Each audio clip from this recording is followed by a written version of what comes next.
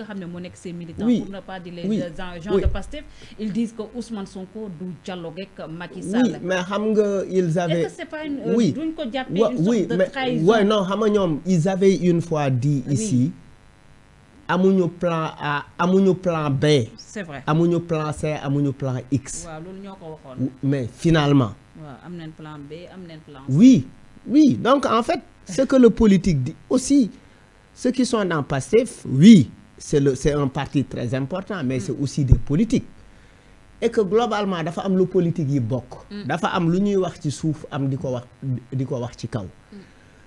Pour le moment dama bokk ci ñiy observer ak ñiy vérifier ndax véritablement Ousmane Sonko, parce que de toute façon jusque là c'est des zones, c'est bu ay nit waxee ne gis nañ Ousmane Sonko dans ci période bii ñu toll nii c'est pas n'importe Oui.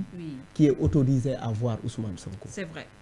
C'est-à-dire loolu dëgg la. c'est beaucoup plus simple d'aller rendre visite à Alioune Sané ou à Moustapha Diop Même à ou Macky Sall, hein. ou etc.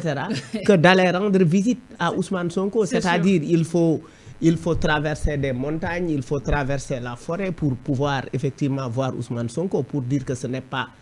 Pour nga gis Ousmane Sonko, je peux dire quelque part que ça dépend même de Macky Sall.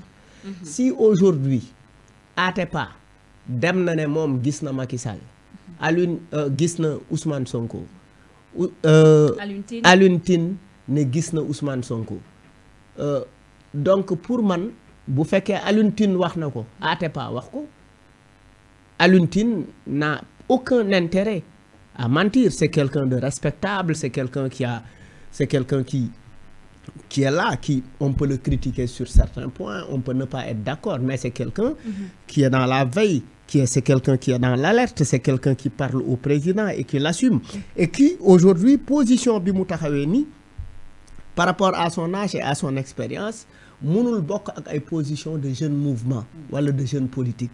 Parce que bokkuñu trajectoire, bokkuñu histoire, am na loo xamante ne Alioune mën na ko xam te ñeneen ñi mën na ko xam.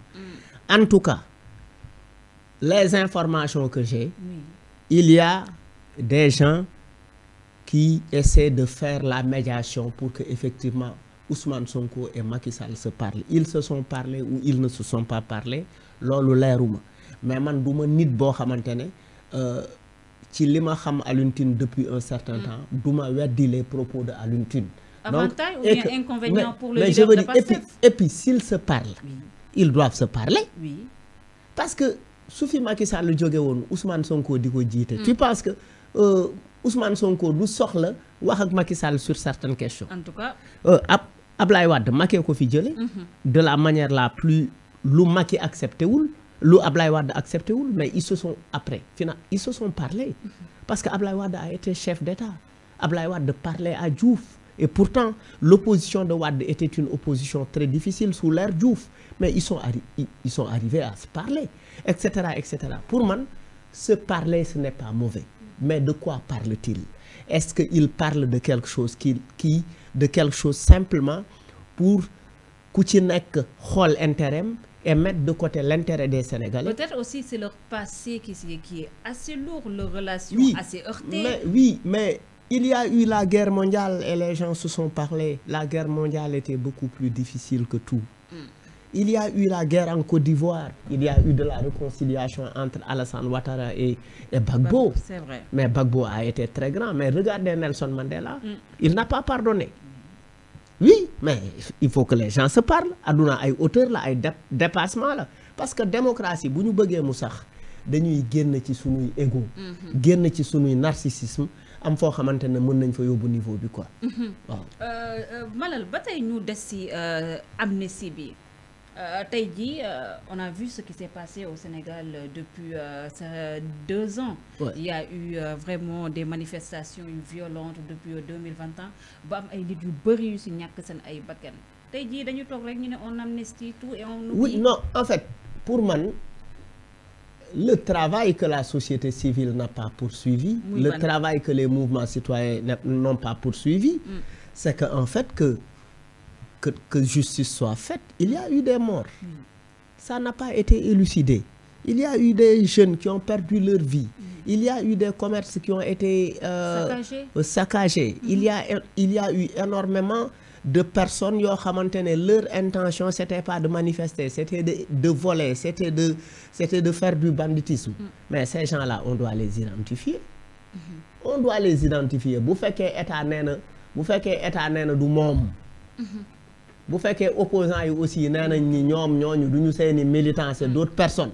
Mais il faut identifier ces gens-là, les punir.